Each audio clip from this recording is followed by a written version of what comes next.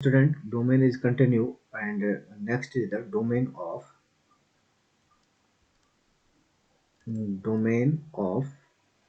composite function.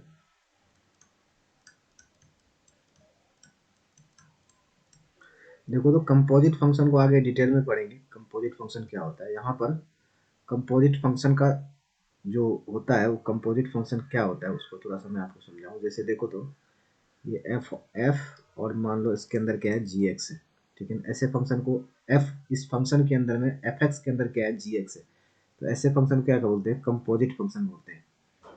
और जब इसका डोमेन निकालना रहेगा तो पहले क्या करेंगे, देखो आउटसाइड टू इनसाइड लेंगे। क्या? आउटसाइड टू, देखो इसमें जो डोमेन आता है पहले इसका डोमेन निकालेंगे अंदर वाले का, फिर क्या निकालेंगे, बाहर वाले का, ठीक है ना। तो हमने लिखा है क्या, जो डोमेन आएगा पहला क्या, आउटसाइड टू इनसाइड, ठीक है ना। तो यहाँ पर मैं इसको लिखता हूँ outside to inside as thumb rule के अनुसार जो जो डोमेन इसका निकालेंगे। देखो थंब रूल, देखो मैंने क्या लिखा है, आउटसाइड टू इनसाइड, मतलब इनसाइड से क्या जाएंगे, इनसाइड से फिर क्या जाएंगे, आउटसाइड का डोमेन निकालेंगे। पहले क्या निकालेंगे, जी एक्स का, देन एफ एक्स का। जी एक्स को डिफाइंड होना चाहिए क्या, एफ एक्स को डिफाइंड होने के लिए। जैसे मान लो यहाँ पर हमने लिखा, जैसे चलो अभी एग्जाम्पल से आपको क्लियर हो जाएगा। जैसे हमने लिखा एफ एक्स इजिकल टू, जैसे लिखा ई टू दी पावर, और यहाँ लिखा साइन इनवर्स एक्स। तो देखो इस फंक्शन को डिफाइंड होने के लिए, एफ एक्स को डिफाइंड होने के लिए पहली बात क्या होना चाहिए, साइन एक्स को भी डिफाइंड होना चाहिए। नहीं, तो साइन एक्स को डिफाइंड होने के लिए साइन एक्स का जो डोमेन होगा वो क्या होगा, -1 to 1। नहीं, अब -1 to 1 हो जाएगा साइन एक्स का डोमेन। तो यहाँ पर तुम कुछ भी चलेगा, डोमेन इसके बाद ई टू दी पावर एक्स को डिफाइंड होना, तो क्या हो जाएगा, -1, तो ये ई टू दी पावर एक्स यूं का यूं डिफाइंड हो जाएगा। इससे क्या दिक्कत है? तो इसका जो डोमेन आ जाएगा वो क्या आ जाएगा, -1 to 1 ही आ जाएगा। चलो पहला। सेकंड एग्जांपल लेते हैं, उससे और क्लियर हो जाएगा। जैसे मान लो यहाँ पर हमने लिया f x is equal to sine e to the power x है, क्लियर। तो देखो e to the power x को यहाँ पर आपने कोई सा भी रियल नंबर लो, e to the power x का डोमेन क्या होता है, ऑल रियल नंबर, ठीक है। और ऑल रियल नंबर जब आप लोगे तो साइन एक्स के अंदर भी यदि ऑल रियल नंबर होगा तो साइन एक्स को भी कोई दिक्कत नहीं है। इस फंक्शन को भी डिफाइंड होने के लिए क्या है, कोई दिक्कत है क्या? जैसे देखो इसका ई टू दी पावर एक्स का डोमेन क्या होता है, ऑल आर रियल नंबर होता है, और इसके अंदर फिर से साइन एक्स के अंदर तुम ऑल रियल नंबर लेते हो तो साइन एक्स को भी कोई दिक्कत नहीं है। तो इसका डोमेन क्या आ जाएगा, डोमेन क्या आ जाएगा, ऑल रियल नंबर आ जाएगा, ठीक है। चलो तीसरा लेते हैं, थर्ड लेते हैं, एक और भी लेते हैं। जैसे यहाँ पर हमने लिया गया tan inverse e to the power cos root x लिया है। तो देखो पहली बात, मेरे को फंक्शन कौन सा डिफाइन होना चाहिए, रूट एक्स डिफाइंड होना चाहिए। पहले क्या होना चाहिए, रूट एक्स डिफाइंड होना चाहिए। जब रूट एक्स डिफाइंड होगा तो फिर कॉस को डिफाइंड होना चाहिए।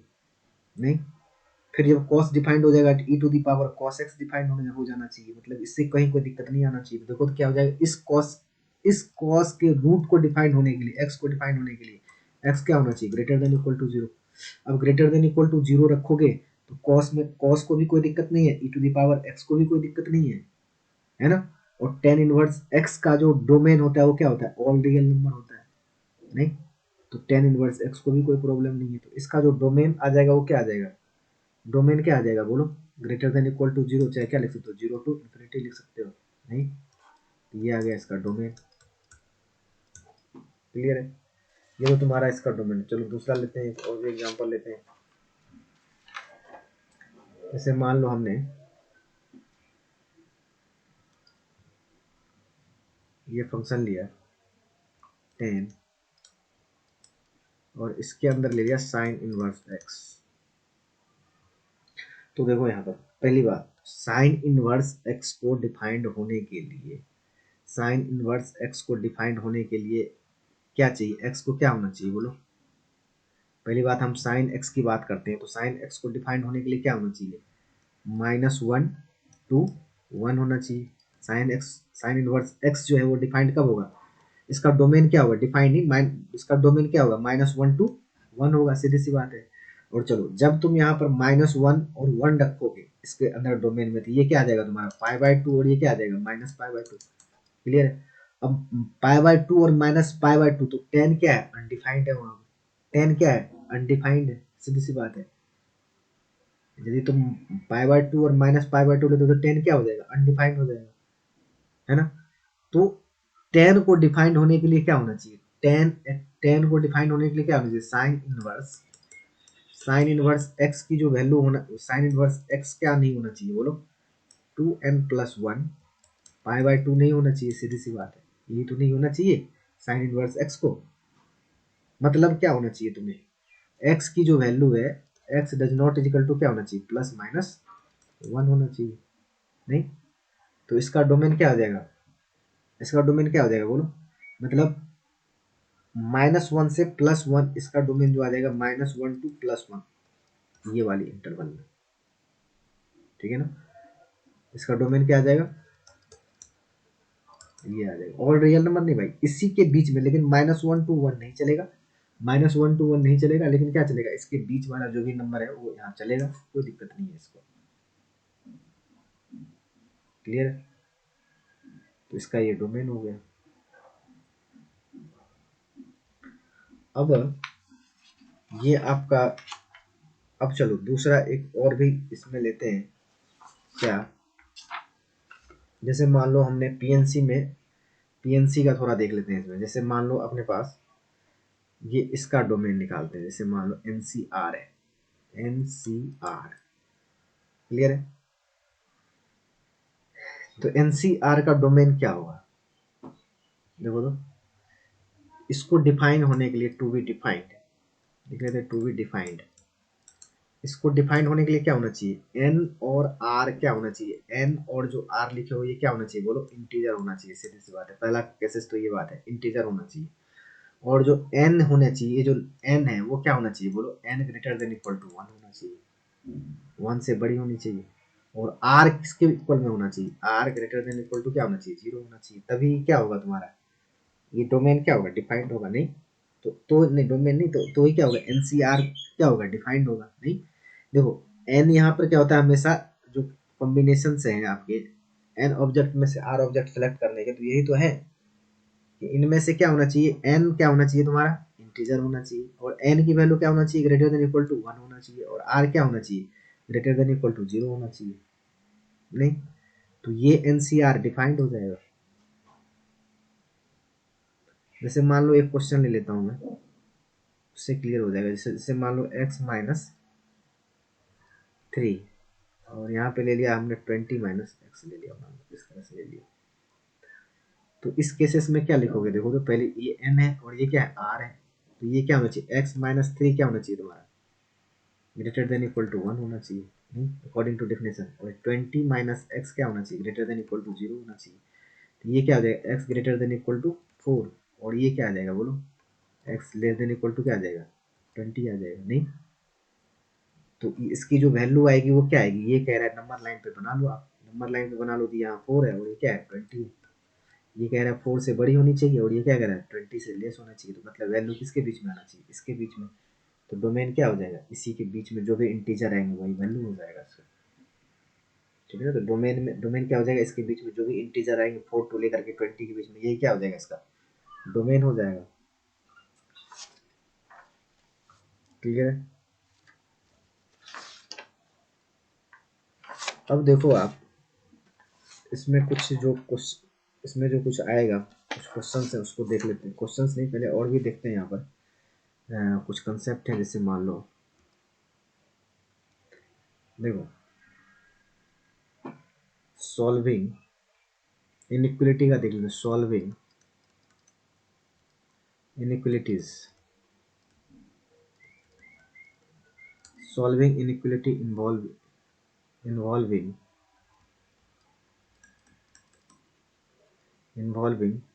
Periodic function.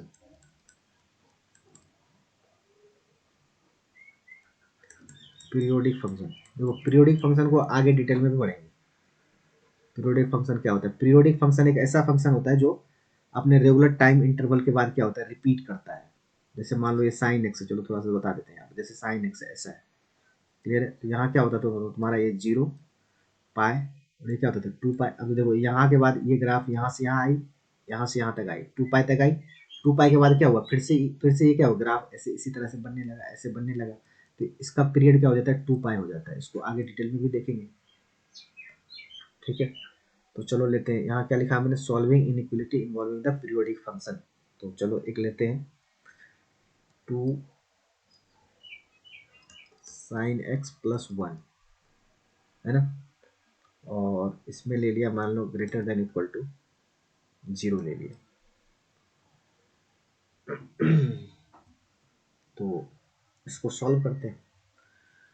तो ये देखो क्या आ जाएगा, 2 sine x greater than equal to क्या आ जाएगा, -1। और sine x greater than equal to क्या आ जाएगा, -12। क्लियर है, ऐसा हो जाएगा। तो अपने को इसका मतलब क्या हुआ, sine x greater than equal to -12 का मतलब क्या हुआ, साइन एक्स की जितने भी अपने को वैल्यू चाहिए वो क्या चाहिए, -12 से बड़ी चाहिए, -12 से लेस नहीं चाहिए। तो देखो तो मैं इसका ग्राफ से आपको क्लियर करता हूँ।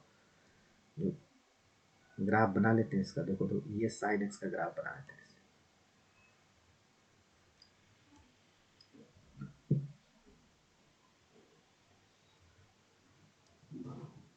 और भी इधर ऐसे बना, ठीक है। ये साइन एक्स का मान लो, साइन एक्स का ग्राफ है।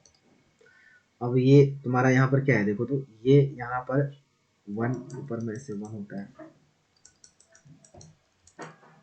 और दिस साइड क्या हो, -1, नहीं। तो यहाँ पर आपका क्या कह रहा है, एक्स जो, चलो ये क्या है एक्स, और ये क्या है तुम्हारा वाई है, वाई है, ये तो होता है ए एक्स है, और ये क्या है तुम्हारा वाई है। तो -12, तो -12 कहाँ पर होगी बोलो तो, वाई की वैल्यू कहाँ पर होगी, -12 यहाँ पे, नहीं। देखो इसको, ये तो एक्स है ही, इसको क्या मान लेते हैं, वाई मान लेते हैं। तो y इजिकल टू -12, तो ये y इजिकल टू -12। तो ये तुम्हारा किधर की तरफ जाएगा, -12 से बड़ी वाली वैल्यू, -12 से बड़ी। तो -12 कहाँ किस जगह पर देगा बोलो तो, -π/6 पे, नहीं। और ये यहाँ से यहाँ तक ग्राफ, ये इधर इधर इधर वाला ग्राफ, इधर वाला ग्राफ। और दूसरा -12 तुम्हारा कहाँ पे आ रहा है, इस जगह पर, इस जगह पे। यहाँ क्या होता है पाई, और यहाँ क्या आ जाएगा बोलो, पाई प्लस की π/6, पाई प्लस, यहाँ तुम्हारा आ जाएगा पाई प्लस क्या, π/6। थर्ड क्वाड्रेंट में देखिए क्या आ जाएगा, 7π/6। तो एक जनरल वैल्यू ले लेते हैं। ग्राफ जो आएगा इसके बीच में, यहाँ से यहाँ तक, यहाँ से यहाँ तक तुम्हारा क्या करेगा, इसको सेटिस्फाइड करेगा, नहीं। ऊपर वाला वैल्यू, इसके ऊपर वाला वैल्यू, इसके ऊपर वाला जो भी वैल्यू है, फिर यहाँ के बाद ये ऊपर वाला वैल्यू, इधर वाला, इधर वाला, इधर वाला, फिर इधर की तरफ क्या आ जाएगा, इधर वाला वैल्यू, ये वाला वैल्यू, ये वाला, मतलब ऐसे ऐसे बहुत सारे रिपीट हो रहे हैं ना। ऐसे ऐसे देखो कितने सारे रिपीट हो रहे हैं, इधर भी हो रहे हैं, इधर भी हो रहे हैं। तो इसको एक जनरलाइज कर लेते हैं। देखो इधर वाला वैल्यू चाहिए, इधर ऊपर वाला वैल्यू चाहिए, ये चाहिए, इधर वाला चाहिए, मतलब ऐसे ऐसे तो इन्फिनाइट है। तो इसको क्या कर लेते हैं, जनरलाइज कर लेते हैं। जनरलाइज कर लेते हैं क्या, जनरल सॉल्यूशन लिख लेते हैं इसको, क्या, जनरल सॉल्यूशन। जनरल सॉल्यूशन क्या आ जाएगा देखो, इसको लिख लेते हैं 2n पाई माइनस के क्या, π/6। देखो यहाँ पर क्या होता है, रिपीट होता है ना। और क्या आ जाएगा 2n पाई प्लस क्या, 7π/6। क्यों क्यों लिया यहाँ 2n पाई, क्योंकि 2 पाई पर ग्राफ क्या होता है, देखो पीरियोडिक फंक्शन है, साइन एक्स क्या है, पीरियोडिक फंक्शन है, और इसका पीरियड क्या होता है, 2 पाई होता है। तो 2 पाई के बाद क्या होगा, ग्राफ रिपीट करेगा। तो इसीलिए 2n pi, n equal to, n belongs to यहाँ इंटीजर ले लेना, 1 2 3 रखोगे तो उसके अनुसार से ग्राफ क्या होगा, रिपीट करेगा, है ना। -π/6, यहाँ माइनस तुम्हारा π/6 था, यहाँ 7π/6 था, 2n पाई ऐड कर दिया। तो मतलब ग्राफ अब इसी के इंटरवल में आगे क्या रहेगा, चलता रहेगा, एक जनरलाइज वैल्यू कर दिया। क्लियर है। सेकेंड, चलो एक और भी क्वेश्चन लेते हैं। जैसे मान लो हमने लिया यहाँ 10x greater than equal to √3 ले लिया, ठीक है। इसको देखो ग्राफिकली देखते हैं, ग्राफ से देखते हैं और ज्यादा क्लियर। देखो देखो तो ग्राफ से देखते हैं। यहाँ तुम्हारा मान लो π/2, इधर माइनस की π/2, यहाँ पर पाई, इधर क्या आ गया -पाई, और इधर 3π/2 मान लो, इधर क्या 2 पाई, इधर भी मान लेते हैं क्या -3π/2, इधर क्या मान लेते हैं माइनस की 2 पाई। क्लियर। तो अब ये क्या हो गया आपका,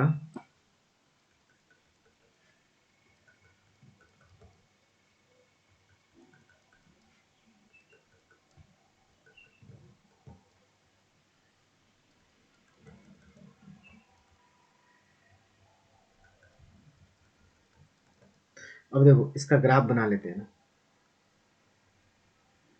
ये देखो ये ग्राफ उधर की तरफ जाएगा, ये ग्राफ ऐसा नहीं, यहाँ पर पाई पर 0, उधर ऐसा,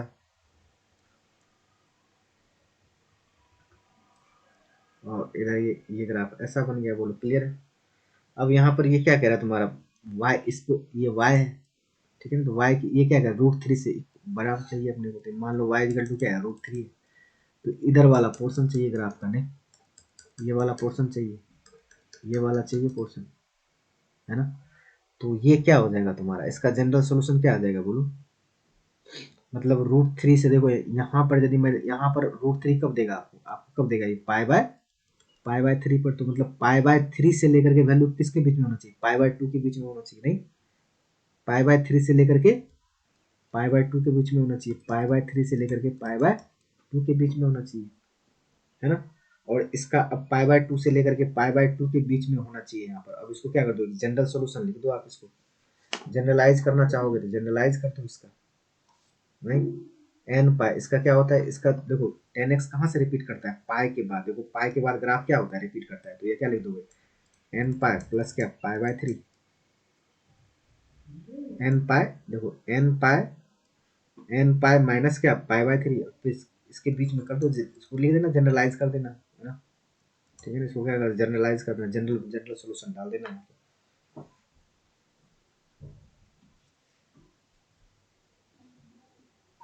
चलो एक और भी लेते हैं इसमें, जनरल सोल्यूशन कर लेना इसका, एन पाई लगा लेना, हो जाएगा। अब जो देखो यहाँ पर दूसरा लेते हैं, यहाँ पर 2 of fractional part of x -1 greater than equal to 0। ठीक है, इसको करके देखते हैं। तो ये क्या आ जाएगा आपको, fractional part of x greater than equal to क्या आ जाएगा, हाफ, राइट। अब इसका भी एक ग्राफ ड्रॉ कर लेते हैं।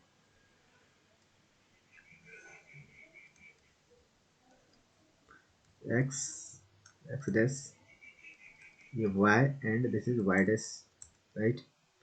फ्रैक्शनल पार्ट का ग्राफ देखो, यहाँ से 0 से 1 के बीच में ऐसा चलेगा,